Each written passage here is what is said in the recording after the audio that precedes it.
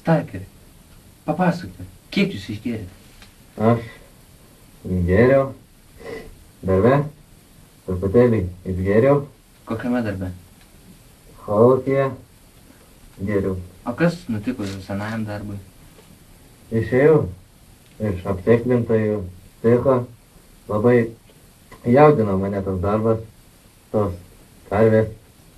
Suprantama. Tai iš kur jūs važiavote, kai jūs pagavo policiją? Važiavau sniego parsivešt ir mane ir sustabdė. Aišku, aš nesustojau, važiavau, kol baigės benzinas. Mane policininkai ištempė pro langą, mušė per galvą, daužė kepenis, grubiai išprievartavo. Tai ar gavote baudą? Gavau. Ir kiek? 15 litų. 15. 15 litų. Tai kiek čia yra jūsų atlyginimų?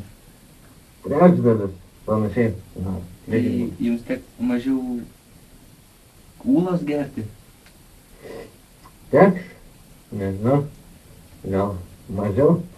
Žiūrės, matum. Parodyk. Eisi, 10 litų. Bet turgus 7 kainuoja. Rimtai? Nu, taip. Negali būt. Nu, tai davai susimet vidurės išgesnį. Galim. Tai Bet dar sutarta. šitą ir biškį tai... Tai gerai, damuosim, sutarta.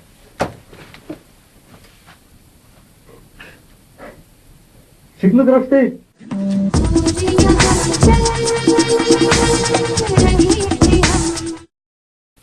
Parodykit, ką jis ten gėrė.